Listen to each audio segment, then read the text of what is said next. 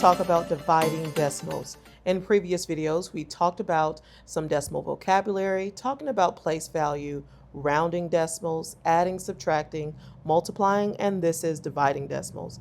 I'm going to pin all of those videos here, as well as pin our decimal playlist and our fractions playlist at the end of this video. Let's look at example 1. We have 5 and 76 hundredths divided by 24 hundredths. The first thing I'm going to do is identify some key vocabulary, and I'm going to rewrite this. So I'm going to rewrite it as 24 hundredths divided by 5 and 76 hundredths. Your divisor is the number that's dividing into your dividend. So 24 hundredths is my divisor, and our dividend is 5 and 76 hundredths.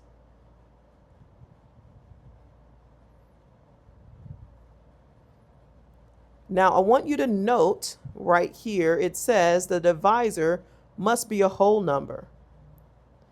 If the divisor must be a whole number, then that means that I can't divide by 24 hundredths because it's not a whole number. The key to dividing decimals is making sure your divisor is whole.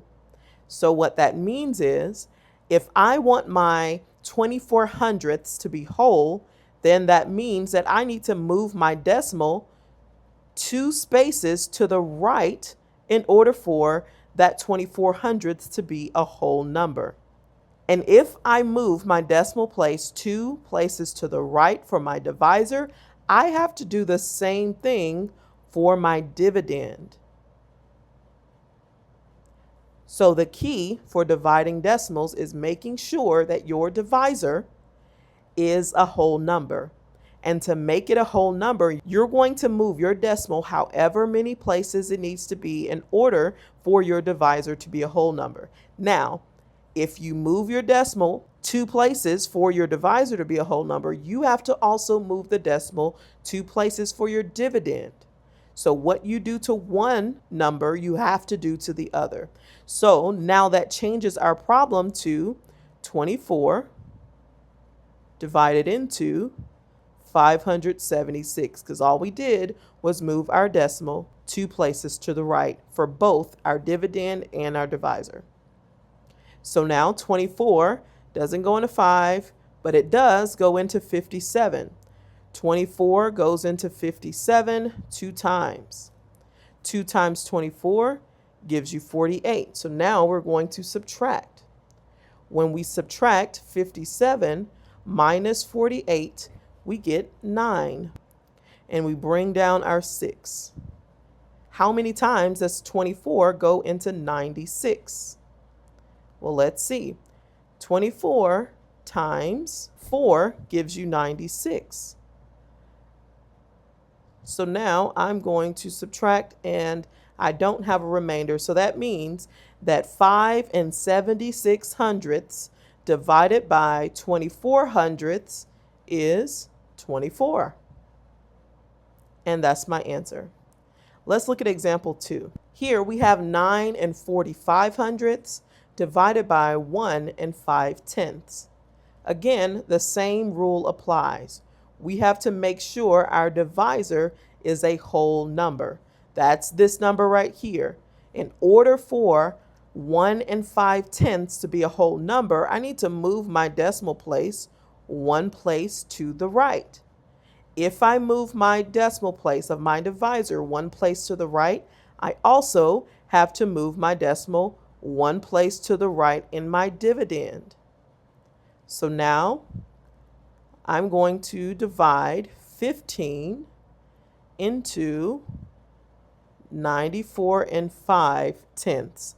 Why? Because when I move my decimal place here, there is now a decimal between the 4 and the 5. So now I have 94 and 5 tenths, which is my divisor. So let's divide. So I know 15 can't go into 9, but 15 can go into 94. Well, how many times does 15 go into 94? Well, I know that 15 times 6 is 90. So I'm going to subtract. 94 minus 90 gives me 4, and I bring down my 5. How many times does 15 go into 45? Well, 15 times 3 gives you 45. And now I have no remainder. Now, the answer isn't 63 because wherever my decimal ends up, I need to just put it straight on up into my answer. So my answer is 6 3/10.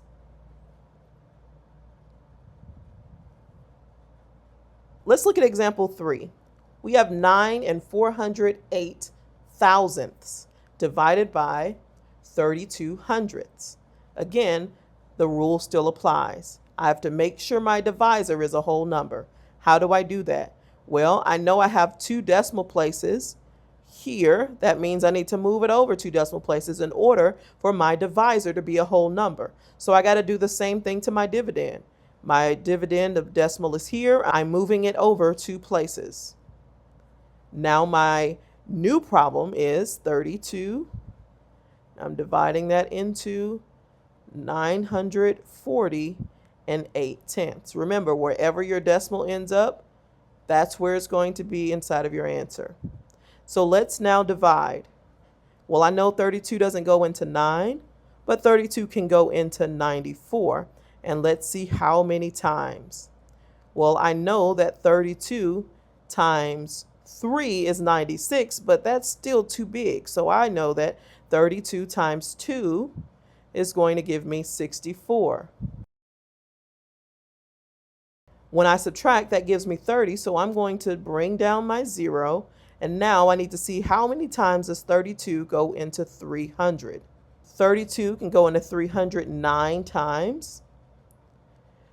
32 times 9 is 288, and I'm subtracting.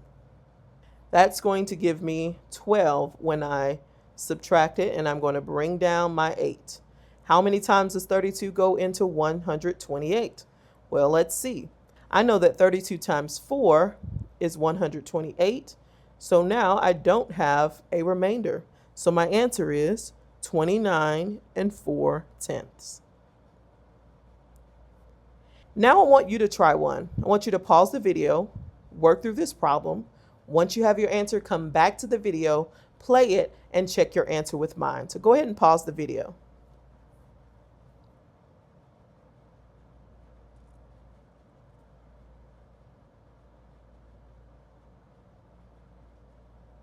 Alrighty, welcome back. In this example, we have 4 275 thousandths divided by 25 hundredths. So the rule still applies. Our divisor has to be a whole number. Well, that means I need to move my decimal over 2 places in order for that to be a whole number. So if I do that to my divisor, I have to do the same to my dividend, move it over 2 places. So I'm dividing 25 into 427 5/10. So 25 doesn't go into 4, but it goes into 42 one time. 1 times 25 is 25, and I'm going to subtract. I'm going to subtract 42 minus 25, and that gives me 17. I'm going to bring down my 7. Well, how many times does 25 go into 177? I know that 25 times 7 is 175. So that leaves me with 2. I'm going to bring down my 5, and I know 25 goes into 25 one time. Remember, you got to bring up your decimal in the same place. And I don't have any left over, so I don't have a remainder. 4 275 thousandths divided by 25 hundredths is going to give me 17 1/10. How did you do on that one? Go ahead and put that in the comments. And if you have any suggestions on any videos we need to do moving forward, put that in the comments as well. I'm going to place our playlist for decimals and for fractions at the end of this video. I hope you guys have a great day, and until next time.